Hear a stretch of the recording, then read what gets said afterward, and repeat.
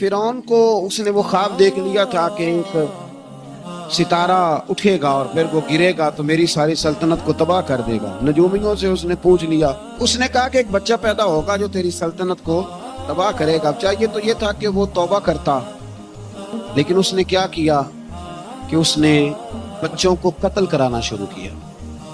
یذبحون ابناءکم، ذبح کرا دیتا تھا تمہارے بیٹوں، اور بچیوں کو وہ زندہ رکھتا تھا۔ تو حضرت موسیٰ جب پیدا ہوئے تو ان کی والدہ نے پتہ کیا کیا، ان کو ایک صندوق میں بند کر کے دریا میں بہا دیا۔ اب دریا میں بہتے جا رہے ہیں تو ماں تھی تو پریشان بھی ہو گئی، ان کی ہمشیرہ کو کہنے لگی ذرا دھیان رکھنا کدھر جاتے ہیں۔ حضرت موسیٰ علیہ السلام دریا میں بہتے بہتے نا فرعون نے نا دریا کے کنارے مکان بنایا ہوا تھا۔ آپ کو پتہ ہے بادشاہوں کا ذوق ہوتا ہے، آج کل ہمارے جو حکمران ہیں انہوں نے اس کا نام فارم ہاؤس رکھا ہوا، میرا فارم ہاؤس، اور پرانے زمانے میں لوگ ڈیرا کہتے تھے، تو اس نے بھی اس طرح کا فارم ہاؤس بنایا ہوا تھا۔ وہاں پہ حضرت موسیٰ علیہ السلام تیرتے ہوئے تابوت کے اندر صندوق کے اندر جا رہے ہیں۔ فرعون اور ان کی بیوی حضرت آسیہ بے اولاد تھیں، بڑی تڑپ تھی بیٹے کی، وہ بھی وہاں کھڑی تھی۔ صندوق تیرتا ہوا آیا تو فرعون نے کہا کہ جاؤ پکڑ کے لاؤ دیکھو کیا ہے۔ جب وہ لے کے آئے نا تو آپ کی ہمشیرہ جو نگرانی کر رہی تھی پریشان ہو گئی کہ یہ تو اس کے ہاتھ لگ گئے، یہ تو اب مار ڈالے گا۔ لیکن جب خوبصورت اور چمکتا ہوا بچہ دیکھا تو بی بی آسیہ کہنے لگی یہ بنی اسرائیل کا ہے ہی نہیں، یہ تو پتہ نہیں کہاں سے بہتا ہوا یہاں آ گیا ہے، تم ایسے ہی چھوڑ، یہ پتہ نہیں کہاں سے رکھ نہ لیں، رکھ نہ لیں۔ تو حضرت موسیٰ علیہ السلام کو کہنے لگا نہیں انہی کے ہیں، موسیٰ علیہ السلام اسی کے ہیں۔ تو آسیہ کہنے لگی تیرے تو سر پہ نا بس بھوت ہی سوار ہو گیا، ہر وقت وہی لوگ تجھے یاد رہتے، یہ پتہ نہیں کہاں سے بہ کے آیا۔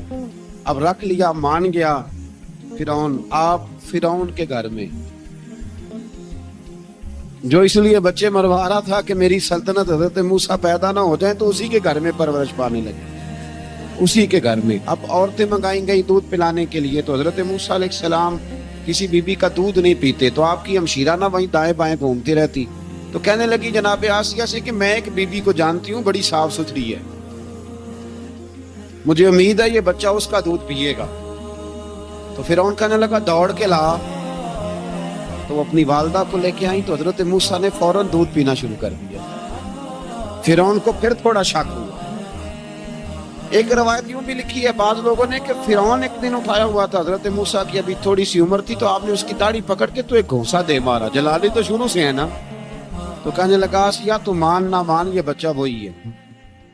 تو حضرت بی بی آسیہ کہنے لگی کہ تجھے غلط فہمی ہے، یہ وہ نہیں ہے۔ اس نے کہا دیکھو نا یہ تو اٹھاتی ہے تو پیار کرتا ہے، اور میرے جب قریب آتا ہے تو اس کے لب و لہجے میں تلخی محسوس کرتا ہوں۔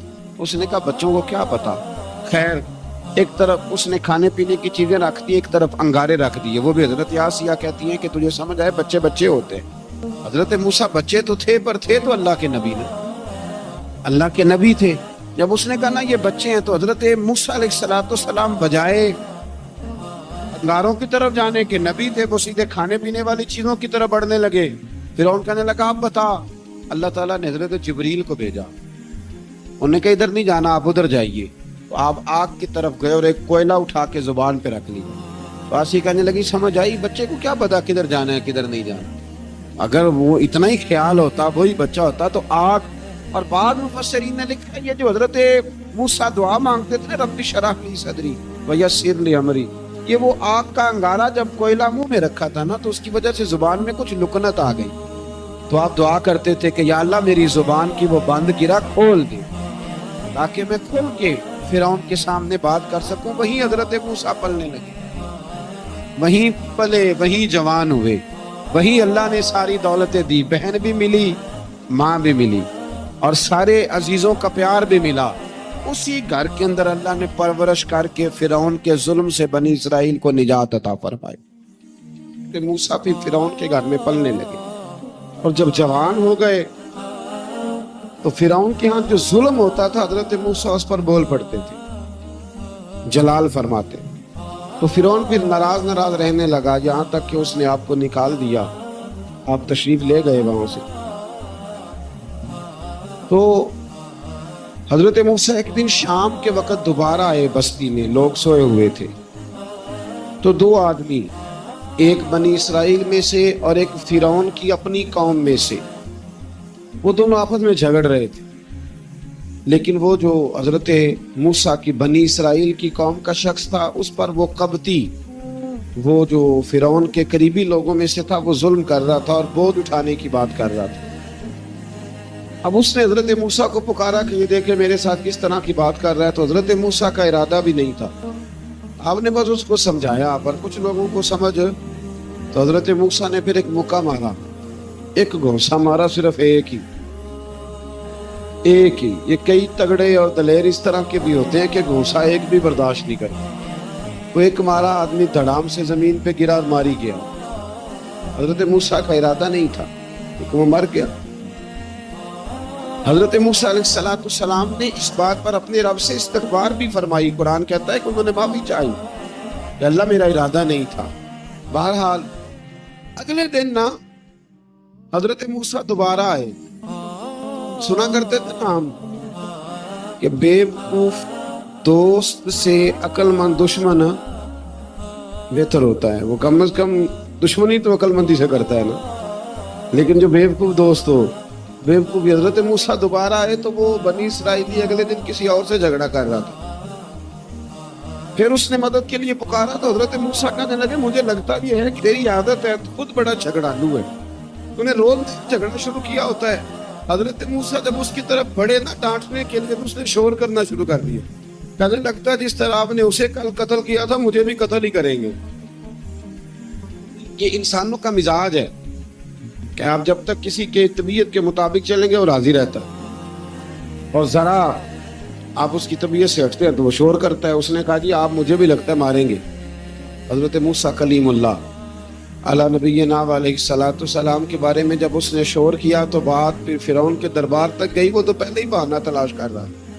اس نے کہا ڈھونڈو، پکڑو اور معاذ اللہ شہید کریں گے. کسی نے آ کے خبر دی کہ آپ جہاں سے ہجرت کر دیں، اس لیے کہ آپ کے لیے یہاں حالات درست. اور بھائی یہ چھوڑ دیا کریں بات کہ فلاں آدمی کے حق میں فلاں جگہ حالات کیسے خراب ہوئے. تو نبی کریم علیہ السلام مکہ چھوڑ کے کیوں آئے؟ حضرت موسیٰ علیہ السلام نے ہجرت کیوں فرمائی؟ یہ ایک ایسی عجیب بحث ہے جس کو لوگ بلا وجہ چھوڑ دیتے، بلا وجہ چھیڑ دیتے ہیں. اور بالخصوص ایک خاتون نے ایک دفعہ مجھے پیغام دیا تو میں بڑی اس کی بات سن کے مجھے عجیب لگا. وہ کہنے لگی کہ دوسری جگہ میری شادی ہوئی ہے، مجھے طلاق ہو گئی تھی. تو مجھے ایک تانا روز سننے کو ملتا ہے تو اتنی اچھی ہوتی تو وہاں نہ رہ لیتی. تو بھئی یہ کو تانے والی بات ہے. وہ ضروری ہے کہ بیوی غلط ہوتی ہے تو طلاق ہوتی ہے. اللہ کے محبوب علیہ السلام کی دو صاحبزادیوں کو ابو لہب کے دو بیٹوں نے طلاق بھیج دی تھی. کس کی غلطی تھی؟ آپ کیا کہہ سکتے ہیں یہاں کیوں طلاق؟ تو اتنی جلدی بات تھوڑی کر دیں گے آپ، تھوڑی احتیاط فرمائیں بولنے. تو حضرت موسیٰ علیہ السلام وہاں سے نکلے اور آپ مدین کی طرف چلے گئے. مدین وہ علاقہ تھا جہاں فرعون کی حکومت کوئی نہیں تھی. حضرت موسیٰ جیسے ہی وہاں پہنچے تو ان کے اندر ایک جذبہ تھا، ظلم ہوتا نہیں دیکھ سکتے. جب وہاں پہنچے تو انہوں نے دیکھا لوگ اپنے اپنے جانوروں کو گھاٹ پہ پانی پلا رہے ہیں اور دو خواتین ہیں وہ بالکل پیچھے کھڑی ہیں. تو حضرت موسیٰ کلیم آگے بڑھ کے کہنے لگے تم کیوں نہیں پانی پلاتی؟ تو وہ کہنے لگی ہمارا بھائی کوئی نہیں، باپ ہمارا بوڑھا ہے. اللہ اکبر. مجبوری یہ ہے، ہم ہیں بھی پردہ دار گھرانے کی، مجبوری ہماری یہ ہے کہ جب تک یہ سارے لوگ پانی پلا نہیں لیں گے اتنی دیر تک ہماری باری نہیں آئے گی. تو حضرت موسیٰ کلیم اللہ علیہ السلام فرمانے لگے اچھا یہ بات ہے تو جانور مجھے دو. وہ ہو یہ رہا تھا کہ چونکہ مرد پانی پلا رہے تھے تو اور جتنے بھی مرد آتے جاتے تھے وہ گھستے جاتے تھے اور عورتیں بیچاری کھڑی تھی. حضرت موسیٰ جھٹ سے آگے بڑھے، پیچھے ہٹو. ان دو خواتین پاک باز عورتوں کے جانوروں کو پانی پلایا اور پھر آپ دوبارہ وہیں بیٹھ گئے. وہ بیویاں جلدی جلدی گھر گئیں، جا کے اپنے والد سے کہنے لگی ابا جی کمال ہو گیا، اس بستی میں ایک ایسا آدمی ملا ہے جو عورتوں کی طرف دیکھتا ہے تو نیکی کرنے کے لیے آگے بڑھتا ہے، جو مجبور اور بے کس کے لیے اچھے جذبات رکھتا ہے. فرمایا جلدی لاؤ. کچھ مفسرین اور طرف بھی گئے ہیں، لیکن جمہور نے لکھا ہے کہ وہ حضرت شعیب علیہ السلام تھے۔ حضرت شعیب نے گھر بلایا، اپنی ایک بیٹی کو بھیجا، فرمایا بیٹے بلا کے لاؤ۔ وہ جب گھر آئے تو آپ فرمانے لگے آپ میرے ساتھ اجرت طے کر لیں، 8 سال یا 10 سال آپ میری بکریوں کو چرائیں، میرے گھر میں رہیں۔ اور پھر فوراً ہی فرمانے لگے اگر آپ ہمارے گھر میں رہیں گے، دیکھ بھال کریں گے، تو میں اپنی ایک بیٹی کا نکاح بھی آپ کے ساتھ کر دوں۔ تو 8 سے 10 سال حضرت موسیٰ نے وہاں قیام فرمایا۔ اور پھر جب آپ کا نکاح ہو گیا تو آپ اپنی بیوی کو لے کے مصر کی جانب جا رہے تھے، تو رستے میں نا ٹھنڈ زیادہ ہو گئی، تو اپنی زوجہ سے کہنے لگے وہاں آگ جل رہی ہے، میں تیرے لیے آگ لے کے آتا ہوں تاکہ تو تاپ سکے، گرمی حاصل کر سکے۔ وہاں گئے تو درخت سے آواز آئی، موسیٰ میں تیرا رب ہوں۔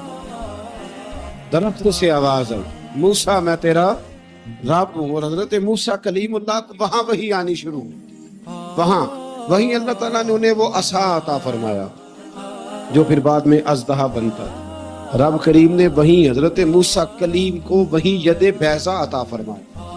اپنا ہاتھ گریبان میں ڈال کے نکالتے تھے تو چاند اور سورج کی طرح روشنی دیا کرتا۔ ید بیضا لیے بیٹھے ہیں اپنی۔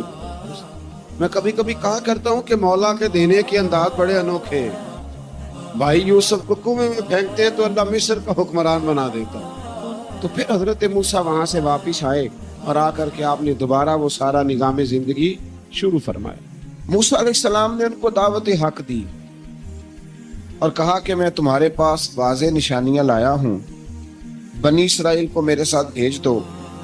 فرعون نے معجزات پیش کرنے کے لیے کہا تو حضرت موسیٰ علیہ السلام نے اپنا عصا زمین پہ ڈالا، اپنا عصا، اپنی چھڑی، اپنا ڈنڈا زمین پہ ڈالا تو وہ ایک واضح اژدہا بن گیا۔ پھر حضرت سیدنا موسیٰ علیہ السلام نے اپنا ہاتھ گریبان سے نکالا تو وہ دیکھنے والوں کے لیے روشن ہو گیا، ہاتھ کے اندر نور پیدا ہو گیا۔ ید بیضا لیے بیٹھے ہیں اپنی آستینوں میں۔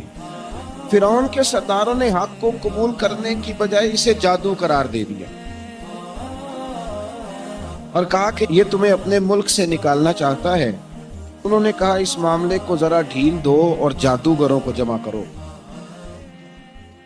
جادوگر آئے، انہوں نے فرعون سے کہا کہ ہم حضرت موسیٰ کے مقابلے میں جادو تو دکھائیں گے معاذ اللہ، لیکن اگر ہم غالب آ گئے تو پھر ہمارا انعام کیا ہوگا؟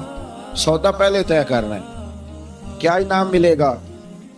اس نے کہا کہ اگر تم غالب آ گئے تو میں تمہیں اپنا قریبی بنا لوں۔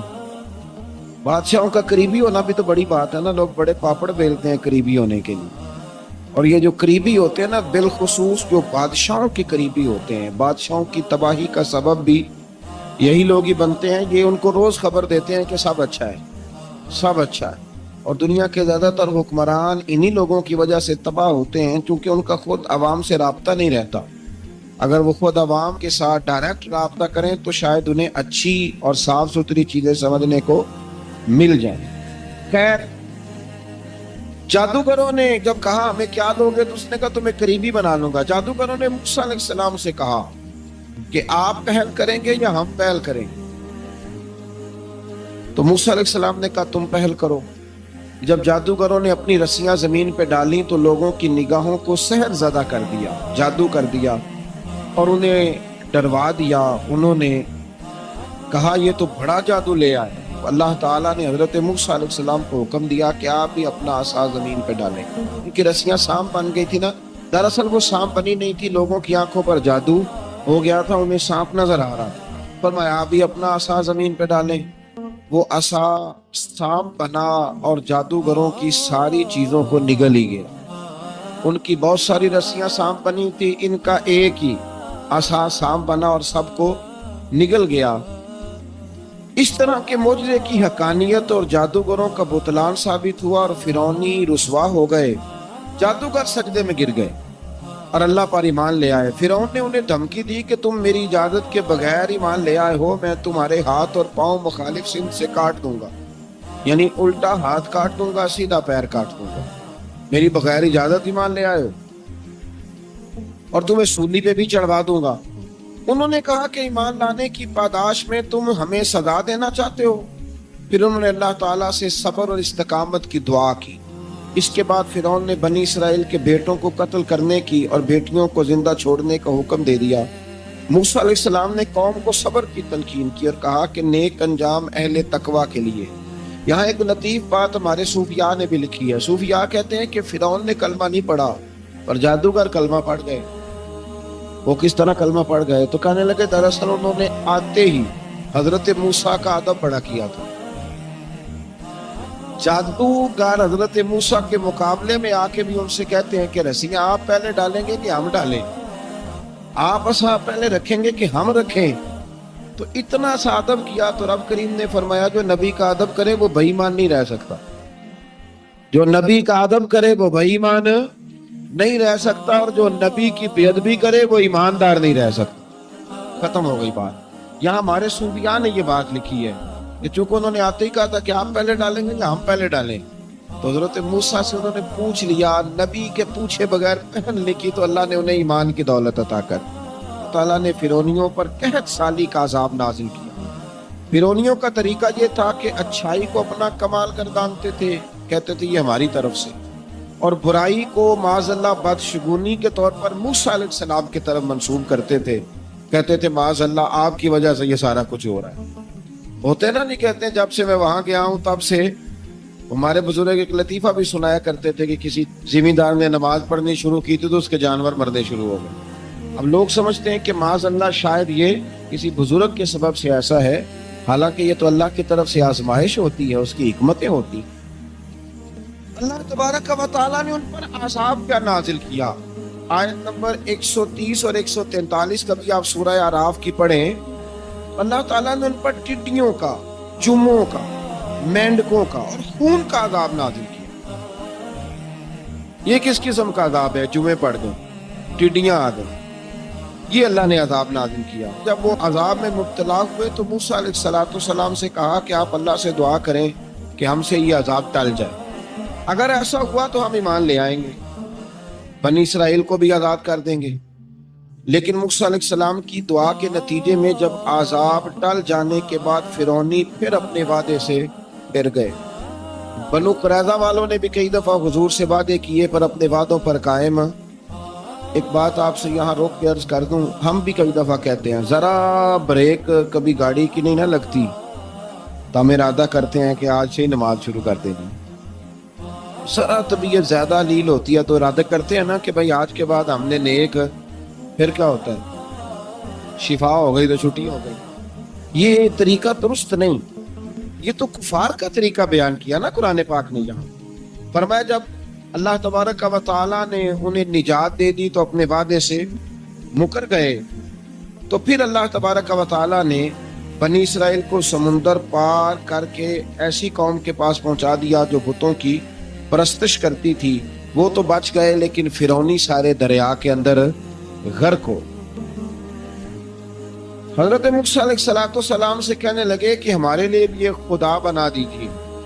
حضرت موسیٰ علیہ السلام نے فرمایا بت پرستی کرنے والے جاہل ہیں۔ یہ بت پرست قوم کے پاس جب گئے نا بنی اسرائیل والے، بت پوچھتے ہوئے دیکھا تو کہنے لگے ہمارے لیے بھی سامنے بنا کے رکھ دو۔ فرمایا یہ تو جاہل ہے، تم انہیں دیکھ کے اثر قبول کر رہے ہو اور اپنی جاہلیت کے باعث یہ ہلاک ہونے والے بھی ہیں۔ پھر اللہ تعالیٰ نے بنی اسرائیل پر اپنی نعمتوں کا ذکر فرمایا، اور موسیٰ علیہ السلام نے اپنی قوم میں ہارون علیہ السلام کو اپنا جانشین فرمایا اور کوہ طور پر تشریف لے گئے۔ اللہ نے فرمایا وہاں آ جائیں، میں آپ کو تورات عطا کرتا ہوں۔ 40 دن کا یہ عرصہ تھا۔ موسیٰ علیہ السلام نے وہاں پہ جا کے، وہ سارا واقعہ بھی انہی آیات میں ہے کہ حضرت موسیٰ نے عرض کیا تھا کہ رب ارنی، یا اللہ میں تجھے دیکھنا چاہتا ہوں، تو فرمایا لن ترانی، تو نہیں دیکھ سکتا۔ وہ بھی یہاں اللہ نے ذکر فرمایا۔ پھر اللہ تعالیٰ نے اپنی ایک تجلی جب کوہ طور پہ ڈالی تو حضرت موسیٰ علیہ السلام تاب نہ لا سکے اور بے ہوش ہو گئے، اور پہاڑ بھی ریزہ ریزہ ہو گئے۔ اس کا ذکر بھی اللہ نے انہی آیات میں فرمایا۔ آیت نمبر 144 سے 155 تک حضرت موسیٰ علیہ السلام کو رسالت عطا کرنے، کلیم اللہ کا منصب عطا کرنے، تورات عطا کرنے کا ذکر ہے۔ آگے چل کے بتایا کہ جو متکبر لوگ ہیں نا، وہ آیات الہیہ سے منہ پھیرتے، اور جو لوگ اللہ کی آیات اور قیامت کو جھٹلاتے ہیں ان کے اعمال باطل ہیں۔ پھر موسیٰ علیہ السلام کے کوہ طور پر قیام کے عرصے میں بنی اسرائیل کے زیورات سے بچڑا بنا کر اسے معبود بنانے کا ذکر ہے۔ ان میں ایک جادوگر تھا سامری، سنا ہے سلالہ میں اس کی قبر ہے۔ حضرت موسیٰ کوہ طور پہ چلے گئے تو اس نے پیچھے سے سونے کا ایک بچڑا بنا لیا، اس میں سونے کی تاریں اس کے منہ میں لگائیں، ہوا چلتی تھی تو بجتی تھی۔ اتنے کمزور عقیدے کی یہ قوم تھی کہ انہوں نے فٹافٹ ماننا شروع کر، فٹافٹ ماننا، کہنے لگے یہ ٹھیک ہے۔ چنانچہ موسیٰ علیہ السلام جب واپس آئے تو قوم پر غصے اور افسوس کا اظہار فرمایا اور کہا میرے پیچھے تم نے ایسا برا کام کیا۔ انہوں نے تورات کی تختیاں بھی زمین پہ ڈالیں اور اپنے بھائی ہارون علیہ السلام کا سر پکڑ کے اس سے جواب طلبی کی۔ انہوں نے کہا اے میرے ماں جائے، بڑے خوبصورت لفظ ہے قرآن پاک، اے میرے ماں جائے، اے میرے بھائی، قوم نے مجھے بے بس کر دیا اور قریب تھا کہ یہ مجھے قتل بھی کر دیتے۔ اب آپ مجھ پر سختی کر کے دشمنوں کو ہنسنے کا موقع نہ دیں، کبھی بھی دشمنوں کو اپنے اوپر ہنسنے کا موقع نہ دینا چاہیے۔ پھر آیت نمبر 151 میں موسیٰ علیہ السلام کی دعا اور کلمات استغفار کا ذکر ہے۔ آگے چل کے بتایا کہ غصہ ٹھنڈا ہونے پر موسیٰ علیہ السلام نے تورات کی تختیوں کو اٹھایا، جن کی تحریر میں اللہ سے ڈرنے والوں کے لیے ہدایت اور رحمت کی بشارت تھی۔ آیت نمبر 156 سے لے کر 158 تک میں موسیٰ علیہ السلام کی دعا کا ذکر ہے، جس میں انہوں نے اپنی قوم کے لیے اللہ تعالیٰ سے دنیا اور آخرت کی بھلائی مانگی۔ اللہ تعالیٰ نے فرمایا یہ کامل نعمت میں ان لوگوں کو عطا کروں گا جو ایمان کے ساتھ تقوی بھی اختیار کرے، یہ انہیں ملی۔